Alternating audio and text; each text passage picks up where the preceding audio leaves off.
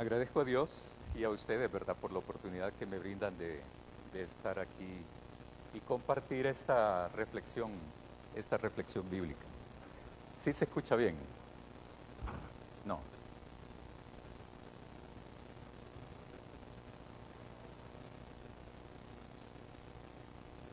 Quiero continuar haciendo una pregunta. Puede ser una pregunta ingenua, pero tampoco lo es ingenua, ¿verdad? Generalmente no hago preguntas ingenuas, ¿verdad? Pueden parecer ingenuas. Si es una pregunta sencilla, pero no tiene nada de ingenuidad. ¿Dios ha sido bueno para ustedes? Muy bien, muy bien. Ya van a ver en el transcurso de la reflexión por qué es que hago esa pregunta. En el Evangelio según Juan, no es el Evangelio de Juan, sino según Juan, porque son cosas diferentes. Es una palabrita la diferencia, pero significados distintos. Juan escribe desde su perspectiva todo lo que aconteció, hizo y dijo Jesús. Y así él interpreta todos esos dichos y hechos de Jesús y los escribió. Por eso es que el Evangelio no es de Juan, sino según Juan. El Evangelio es de Dios, porque son las buenas noticias de Dios, las que comparte Juan. Es un escrito, todos los libros de la Biblia han sido escritos con intención.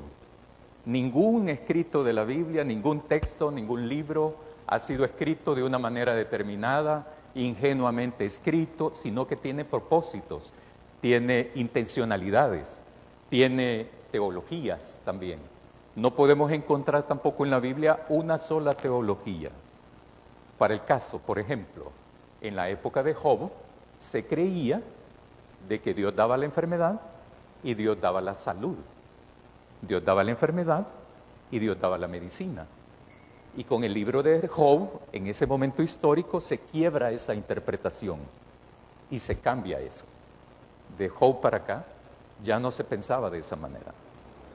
En el Evangelio entonces también encontramos de que Juan tiene una forma, un estilo de escribir que provoca a los lectores.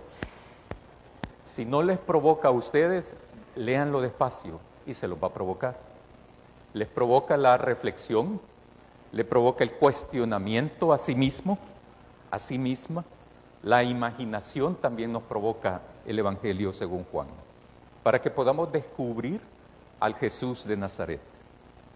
Toda aquella persona que quiera tener fe en Jesús debe de leer el Evangelio de Juan. Es infaltable leerlo, todo el Evangelio. Hay que hacerlo. Y reflexionar también sobre este Evangelio. Se cree que este Evangelio fue escrito en la última década del siglo I, más o menos después de 90 años muerto Jesús. Más o menos. El escritor del Evangelio nos plantea una lucha de contrarios. Agua y vino. Muerte y vida. Enfermedad, salud. Carne, espíritu. Entre otras, lucha de contrarios que aparece en el Evangelio. Igual que en la realidad salvadoreña nuestra. Igual que nuestra realidad salvadoreña. Esta realidad que vivimos nosotros y nosotras está caracterizada por una lucha de contrarios en El Salvador. Ustedes pueden encontrar un despilfarro de lujo, de dinero, una opulencia tal, pero también pueden encontrar una miseria extrema en este país. Hay más de 1.200.000 personas que comen una vez al día en este país. Pero también hay familias que tienen carros más caros de los $80.000 en este país. Más de $100.000 en este país. Hay niños y niñas que viven en familia sumamente felices, maduras, bondadosas, cariñosas, amorosas. Pero también hay niños y niñas que viven en este país en familias que son maltratados por esta familia, abusados sexualmente por esta familia. Y generalmente son familiares muy cercanos, hasta padres, que han sido presos precisamente por eso. En el Evangelio encontramos esa lucha de contrarios. Encontramos también en esta realidad salvadoreña una lucha de contrarios. Hay opulencia y hay pobreza en este país. En el planteamiento según Juan, en este Evangelio, existe este tipo de contradicciones también. Por una parte, ustedes van a encontrar cómo piensa la gente que practica la religión judía. Y por otra parte, van a encontrar a Jesús haciendo un esfuerzo de proclamar, pero también de demostrar su planteamiento del Evangelio. Jesús. Por una parte, van a encontrar la religión judía y por otra, a Jesús, que no tranza con esa religión. Si no, léanse el Evangelio y lo van a descubrir. Por una parte están los líderes religiosos de esa época y por otra parte está el comportamiento de Jesús de Nazaret. Jesús no está solo, sino que trata de animar a otras personas, trata de incentivar a otras personas para que lo sigan. Jesús a nadie obliga a seguirlo, igual que ahora, igual que ahora. Nadie está obligado a seguir a Jesús. Es una opción que cada uno de nosotros, cada una de nosotras tiene que hacer. No solo cuando hicimos la primera vez la profesión pública, sino que constantemente hay que hacerlo, para que no nos perdamos, si es que lo hemos hecho. Permítanme recordarles un poco qué es lo que ha pasado antes del texto que ahora hemos leído, ¿verdad? Y que nos ocupa la reflexión. Jesús tuvo un encuentro con una mujer que vivía en una zona muy curiosa, ¿verdad? Muy curiosa, que se llama Samaria. Los judíos creían que los samaritanos eran sus medios enemigos, ¿verdad? No transaban con ellos. Incluso para poder, la vía más rápida, ¿verdad?, de ir del norte a sur, era por Samaria, pero ellos tenían que rodearlo porque no querían contaminarse en la tierra de los samaritanos. Jesús no solo no le importó eso, sino que va y llega ahí. Y el texto lo que dice en el Evangelio según Juan, es que se va para un pozo. Los pozos, perdónenme esto que voy a decir, ¿verdad? Pero los pozos en aquella época más o menos eran como las tortillerías del siglo pasado, en los pueblos. Si uno quería saber qué es lo que pasaba en los pueblos, se iba a una tortillería y allí sabía. Lo digo porque yo iba a comprar tortillas, ¿verdad? Lo digo con conocimiento de causa, no porque alguien me lo contara. Entonces, los pozos igual. ¿Por qué? Porque era el agua. Había agua ahí. Entonces, toda la gente llegaba ahí. Los hombres, los únicos hombres que llegaban, no iban a llenar cántaros los hombres, porque esa era tarea para mujeres. Los hombres que llegaban eran los pastores, para que iban a darles de beber a sus rebaños, a sus ovejas. Pero había mujeres para el quehacer diario, ¿verdad? Cocinar, qué sé yo, lavar, lo que sea. Pero entonces Jesús está ahí, y eso es lo que le llama la atención a la mujer. No es otra cosa sexual lo que le llama la atención a la mujer. No tiene esa connotación ese texto, nada de eso. Sino que es sorprendente. A saber qué era, pero los samaritanos identificaban rápidamente quién era judío y viceversa. Así como nosotros, ¿verdad? Me decía un amigo que tenemos en común con el hermano Carlos, que él vive en Estados Unidos, ¿verdad? Y una vez vio a un latino caminando y dice, como que fuera latino. Y como camina, puro salvadoreño. Y de perdido, puro pastor. Y era cierto, era cierto. Bueno, era cierto que era pastor, no perdido, ¿verdad? Entonces, y le dice, hola, ¿qué tal? ¿Cómo están? Le dice, sí, sí, sí. ¿Y cómo se llama? Ya le dio el nombre, ¿verdad? Mucho gusto. Soy pastor evangélico, le dijo. Bueno.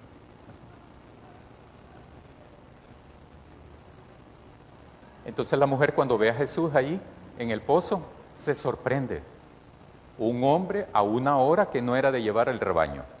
No tenía ninguna oveja ahí, ni figuradamente hablando, porque los discípulos andaban en otro negocio, ¿verdad? Entonces él estaba solo ahí. Y luego del encuentro con Jesús, entonces, A la mujer le sorprende tanto lo que le dice Jesús que la mujer se convierte en una portadora del mensaje de Jesús. Y va al pueblo y dice todo lo que le ha dicho Jesús. Y le sorprende porque él le ha identificado todo lo que ha sido ella en su vida. Esto le permite a Jesús quedarse un tiempo ahí. No dice cuánto tiempo el texto, pero sí se queda de tal manera que en el versículo 42 del capítulo 4, la gente dice, el texto dice que en esa región creyeron en Jesús, que Él era el Salvador de este mundo. Un lugar despreciado por la religión judía, pero Jesús va ahí para poder entonces proclamar su evangelio, su buena noticia del reino de Dios. Asimismo, Jesús después, dice el texto, de que sana al hijo de una persona muy importante, cercana al rey de esa época. Jesús demuestra con esto que es una persona incansable en la proclamación y demostración del reino de Dios. No le importan esos estereotipos que son absurdos para el evangelio. No le importa, por ejemplo, hablar con una mujer. No le importa tampoco sanar a un funcionario cercano al rey, que este rey lo andaba persiguiendo también, a Jesús. No le importa eso. No cumple con esas expectativas del mundo, de la cultura de esa época. Eso también es importante rescatarlo. El texto que nos ocupa ahora inicia diciendo de que hay una fiesta, ¿verdad? Y que por tal razón Jesús toma la decisión junto con sus discípulos a ir a Jerusalén. Cuando uno lo lee, uno puede imaginarse, entonces Jesús va a la fiesta. En esa época esas eran fiestas medio religiosas, medio cultural. Pero ¿qué le motivó a Jesús ir ahí, a Jerusalén? La fiesta. ¿Por qué Jesús decide ir ahí, a Jerusalén? ¿Cuáles fueron las intenciones de Jesús? Ustedes seguramente lo hacen, ¿verdad? Ustedes seguramente lo hacen. Lo digo solo por necedad. Pero uno cuando lee, le hace preguntas al texto. Y se darán cuenta que el texto le responde. Le va respondiendo. Poquito a poco, pero le va respondiendo. Esa es otra contradicción, otra lucha de contrario que aparece en el Evangelio. Hay una fiesta, pero también hay un lugar llamado Betesda, que es un estanque, que tiene 5 pórticos. Está repleto de personas que están enfermas. Dice el texto que allí hay personas que están enfermas, que son paralíticos, cojos y otros. Hay los que estudian esto, ¿verdad?, de los textos bíblicos y todo eso, dicen que no se ponen de acuerdo en el nombre del lugar.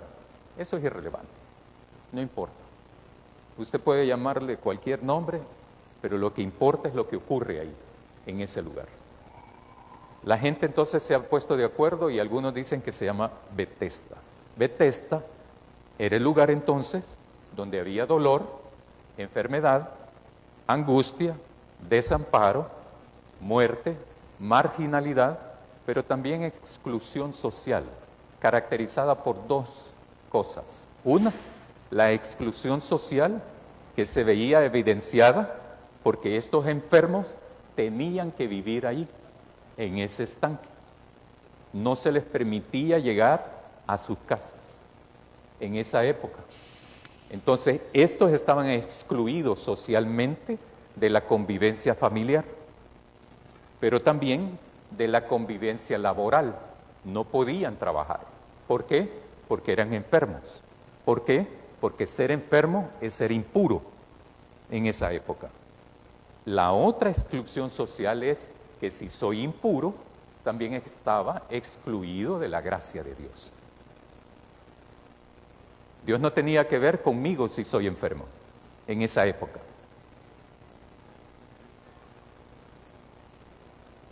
El acceso a Dios estaba interrumpido. ¿Quieres tener acceso a Dios? Sánate. Y lo podrás recuperar. Los líderes de la religión judía, imperante en esa época, dominante en esa época, afirmaban categóricamente que toda persona que padecía cualquier enfermedad era producto de su pecaminosidad. Era su pecado no confeso, oculto. Y por eso es que Dios los castigaba de esa manera, para provocar en el enfermo arrepentimiento y conversión. El pecado, o sea, la persona que era pecadora, por lo tanto, Dios lo castigaba de esa manera con una enfermedad, para provocarle el arrepentimiento y la conversión. Yo me imagino esta creencia, ¿verdad? Me la imagino. Esta creencia de que Dios, ¿verdad? Fulano de tal, te portas mal, te voy a mandar esta enfermedad para que te arrepientes. Absurdo eso. Totalmente absurdo. ¿Será acaso que actualmente persiste esta forma de pensar en nuestras iglesias? Estoy hablando de otras iglesias, ¿verdad? No de ustedes. Pero esto persiste actualmente, de una manera o de otra. Dios me está castigando con esta enfermedad. ¿Por qué? Porque quizás me he portado mal. Porque quizás no he ido a la iglesia en los últimos 3 domingos. Etcétera, etcétera. Es un absurdo creer eso. Juan nos da el detalle de que había una multitud de enfermos, ciegos, cojos y paralíticos ahí en el estanque. Por un lado hay un lugar de fiesta, de alegría, y por otro lado siempre en Jerusalén hay un lugar de dolor, de angustia y de muerte. ¿A dónde va Jesús? ¿Va a la fiesta? ¿O va al estanque? ¿Va a la alegría? ¿O va al dolor? ¿Va a los sanos? ¿O va a acompañar a los enfermos? Eso no hay que perderlo de vista para nuestro ministerio como iglesia. Aquí hay un dato muy interesante también. La segunda parte del versículo 3 y el versículo 4 en su totalidad, la gente que estudia esto, ¿verdad? Los textos bíblicos hacen exégesis y hacen exhaustivos estudios de los manuscritos, dicen que eso fue agregado a través del tiempo. No corresponde a la versión original del Evangelio. Esa parte donde dice, en el versículo 3, que esperaban el movimiento del agua, porque un ángel descendía de tiempo en tiempo al estanque y agitaba el agua. Y el que primero descendía al estanque, después del movimiento del agua, quedaba sano de cualquier enfermedad que tuviese. Esa creencia fue agregada, ese dato, según los estudiosos, fue agregado con el tiempo, ¿verdad? Por eso es que en algunas versiones, aún de Reina Valera, no aparece eso. O si no, aparece ese texto al pie de página, ¿verdad? Pero igual, si tomamos como cierto eso, Jesús se encarga de la manera de desmentirlo eso. Es importante comprender esto, porque si eso fuera cierto, significa que hay algo mágico en esa agua.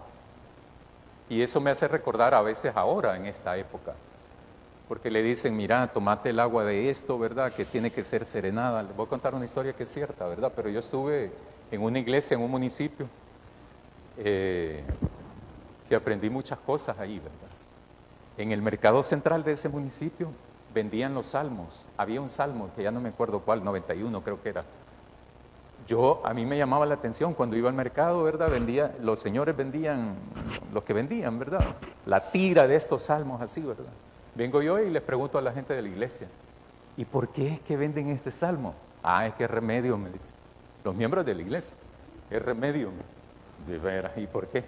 No, es que miren, usted agarra un vaso de agua del chorro, no de los que vienen embotelladas, del chorro, medio vaso, no vaso lleno, medio vaso en un vaso de vidrio, lo pone a serenar toda la noche. Al día siguiente, en la madrugada, en ayunas, quema el salmo y el carboncito se lo echa al agua, lo disuelve y se lo bebe. En el nombre de Dios, por supuesto.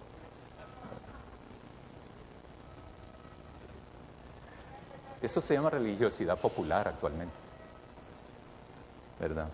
Vaya usted a un lugar donde hay una gruta, ¿verdad? Agarre agua y se la trae y ya va a ver cómo le va a ir bien. O si no, compre el agua de no sé qué o el agua de otra cosa y ya va a ver que se va a sanar. Pero tengo tal cosa, no importa, cualquier enfermedad sana. ¿Verdad? Bueno, sin precio de eso, ¿verdad? Pero hay gente que bebe el agua bendita, dicen, ¿verdad? Y en internet lo pueden buscar también, ahí cómo bendecir el agua, ¿verdad? No necesariamente tengo que ir donde el sacerdote para que lo haga. Lo mismo ocurría con esto, ¿verdad? Si esto es cierto, la gente creía de que el movimiento del agua era porque un ángel bajaba. No hay evidencia de que nadie viera ese ángel. Entonces el ángel tocaba el agua, entonces se movía el agua. Y el primero, no el segundo, menos el tercero, peor el último, se sanaba. Solo el primero. Se metía después del movimiento del agua y se sanaba. Esa era la religiosidad popular. Yo creo que esto es producto de la necesidad de salud, como ahora. Uno anda tan angustiado y abatido que uno prueba de diferentes cosas. Mi hijo, por ejemplo, de 9 meses de nacido, padeció de una infección terrible, que le duró 8 meses la infección. Él tenía 9 meses de nacido. Me decían que lo llevara, que lo sobara. ¿Verdad? La gente de la iglesia me decía eso. La gente de la iglesia me decía eso. Mire, yo conozco una señora que es profeta, sana, no cobra, pero después usted le da una ofrenda, ¿verdad? Allí aprendí. El hermano Carlos sabe muy bien de qué estoy hablando, de dónde estoy hablando y todo eso, ¿verdad? Pero en ese lugar yo aprendí muchas cosas, ¿verdad? El deber ser y el no deber ser también, aprendí. Eso es lo que ocurría en esta época, de que creían de que bajaba un ángel, no sé de dónde, pero lo bajaba, tocaba el agua, se movía el agua y el primero se sanaba, que se mojaba. Era un absurdo eso. Y Jesús se encarga de desmentir eso ahí. Ni siquiera yo. Lean el texto y ya van a darse cuenta por qué. Ese lugar donde existía una multitud de enfermos, ciegos, cojos y paralíticos, era un lugar donde solamente estaban enfermos. No había un sano en ese lugar. Ningún sano estaba ahí, precisamente porque creían que estos enfermos eran pecadores y por lo tanto desprovistos de la gracia de Dios. Si una persona sana en esa época tocaba a un enfermo, se contaminaba, se hacía impuro. Es como que si tocaban cadáveres también. No podía tocar uno un cadáver, porque se volvía impuro. Y a Jesús le vale eso. No le importa eso. Toca enfermos, toca cadáveres y los resucita. No le importa eso. Porque Jesús no va con la cultura de esa época, ni con la nuestra tampoco. Jesús es el único sano que anda ahí caminando cuando va al estanque. Yo me imagino, porque el texto no lo dice, ¿verdad? Pero me imagino de que Jesús camina, quizás conversa con alguien, y es por eso que identifica que este hombre tiene 38 años de estar paralítico. Jesús va a donde hay dolor, no donde hay fiesta. Después se va a meter a la fiesta, pero en otro momento. Porque tampoco era así el hombre, ¿verdad? Si no, hay que leerlo. Jesús camina, recorre el lugar e identifica a este hombre de 38 años, enfermo, paralítico, postrado, incapacitado de llegar primero al estanque para mojarse y sanarse. Jesús le pregunta, ¿quieres ser sano? Y el hombre le responde explicándole por qué no ha podido llegar al estanque primero que los demás. En un nivel de análisis, en un nivel muy superficial de análisis, uno puede decir, qué turbio los demás enfermos, ¿verdad? Ya la riegan. Ni siquiera porque todos están enfermos, ahí no se solidarizan entre ellos. Qué turbio, en un nivel superficial. A otro nivel podemos especular que tampoco los sanos son solidarios con los enfermos. Ningún sano está ahí, solo Jesús. Eran lugares casi abominables por la religión judía.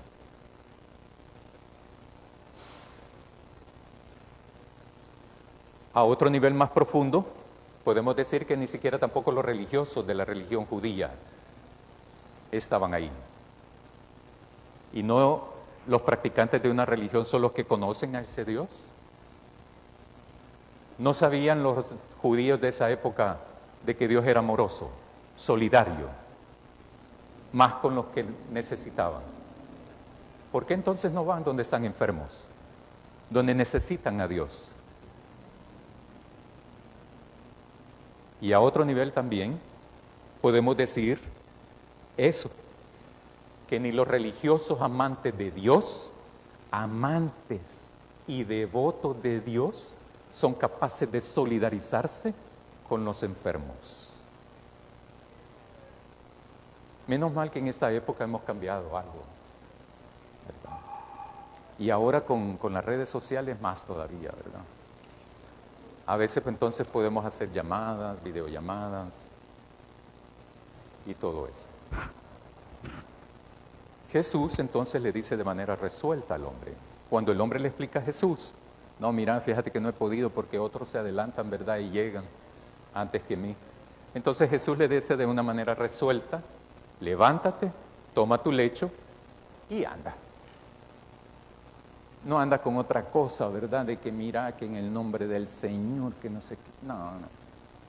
Porque Jesús era Jesús, pues, ¿verdad? A mí sí me toca decir eso, pero a él no. El texto nos dice que aquel hombre fue sanado de manera instantánea. Tomó su lecho y anduvo. Pero nos da un dato importante para entender el relato. Jesús sanó a este hombre en un día de reposo, o sea, en un día sábado. O sea, en un día donde no se podía hacer trabajo alguno. Cuando el hombre entonces sale cargando su lecho, ¿verdad? Y se va, el lecho no me imagino de qué sea, ¿verdad? Pero me imagino que eran trapos, ¿verdad? Porque cama no era, ¿verdad? No te es lícito, le dicen los religiosos de esa época, cuando lo ven, no te es lícito cargar eso. No te es lícito, porque es día de reposo. El hombre le responde, no le dice, a mí qué me importa, ¿verdad? No dice eso.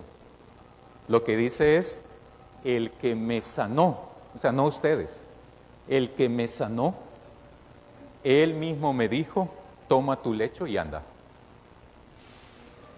Lo importante aquí es que el hombre no conoce a Jesús. Ni siquiera sabe el nombre de Jesús. No tiene fe en Jesús ese hombre. Pero Jesús lo sana. Y sin embargo este hombre lo obedece. Aunque esto signifique estar en contra de las creencias de esa época. Aquí está el punto medular del texto, o uno de los puntos medulares del texto. Este punto es la lucha de contrarios. En el centro está el hombre que había sido sanado.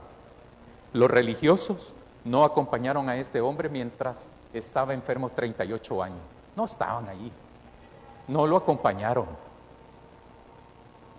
Los religiosos plantean e imponen una creencia en Dios, en un Dios ausente también, y en un Dios indolente a esos enfermos en el estanque de Betesda. Pero sí están prestos a juzgar y a condenar. En cambio, Jesús va directamente donde está la enfermedad, donde está el dolor, donde está el dolor, y entonces sana a un hombre que posiblemente es muy conocido por tener 38 años de estar enfermo. Por un lado, la religión judía excluye y condena, mientras que Jesús acompaña y da vida a este hombre.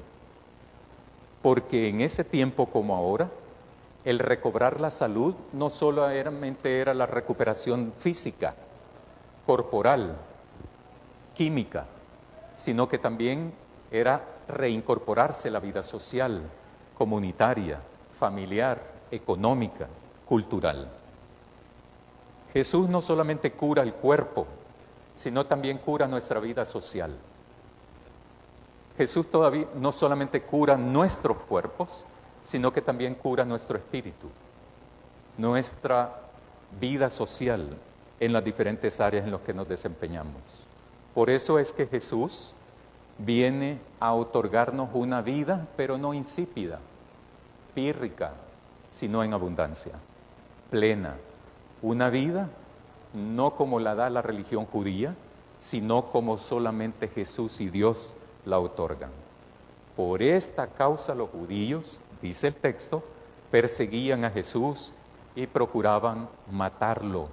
¿Cómo es alguien que cree en Dios piensa cómo matar a otra persona? Otro elemento más en contra de la religión judía, porque hacía estas cosas en día de reposo. O sea, lo querían matar por sanar en día de reposo. Esto me recuerda más, para los judíos en esa época era más importante el sábado, el día de reposo, que la vida del ser humano. Esto me recuerda un poco lo que dice Eduardo Galeano. Vivimos en una era del envase actualmente. La boda importa más que el amor. La comida importa más que los novios. El lugar importa más que las personas. El funeral importa más que el muerto. ¿Qué es lo que dan de refrigerio en los funerales? Importa más que los muertos. La ropa importa más que el cuerpo en esta época. Pero los judíos de aquella época importaba más el sábado que la vida de los seres humanos. ¿Qué es más importante, el sábado o las personas? Jesús finalmente le responde a los judíos: mi Padre hasta ahora trabaja y yo trabajo. Aunque se refiere Jesús, ¿a qué se refiere Jesús? Seguramente se refiere a que Él seguirá proclamando y demostrando el reino de Dios. Que el reino de Dios se ha acercado a nosotros y nosotras, a la gente, a todos los seres humanos. Pero para que eso ocurra es necesario seguir trabajando por Dios y para Dios, y no obedecer a los absurdos como el día de reposo. Esta iglesia se ha caracterizado, entre otras cosas, por ser misionera. Ya tiene 110 años. El domingo pasado, el hermano Fleites nos hizo el recuento histórico, y martes y jueves también, de esa semana. Y nos hizo el recuento histórico de cómo ha sido esta iglesia misionera. Con las mismas características fue la primera iglesia bautista de Santa Ana y la primera iglesia bautista de San Miguel también. Ahora les pregunto, no me respondan, pero les pregunto, ¿dónde quedó ese ímpetu, esa fuerza y esa pasión por el Evangelio? ¿Todavía lo mantienen? ¿O se quedó en la historia? Hermanos y hermanas, podemos afirmar, así como lo hizo Jesús: mi Padre hasta ahora trabaja y nosotros trabajamos. Conocimiento tenemos, todos y todas, bíblico, teológico. Ese no es el punto. Fe la tenemos. Ese tampoco es el punto. Entonces, ¿qué esperamos? Para ir donde está el dolor, para ir donde está la necesidad de Dios actualmente. Actualmente hay lugares como el estanque de Bethesda, con otras problemáticas, con otras necesidades. Pero Dios quiera llamarnos a reflexión y mantener el espíritu misionero que siempre caracterizó a la primera iglesia bautista de San Salvador, pero más que todo, a obedecer a Dios. ¿A quién obedecemos? ¿A Dios o a nosotros mismos? Amén.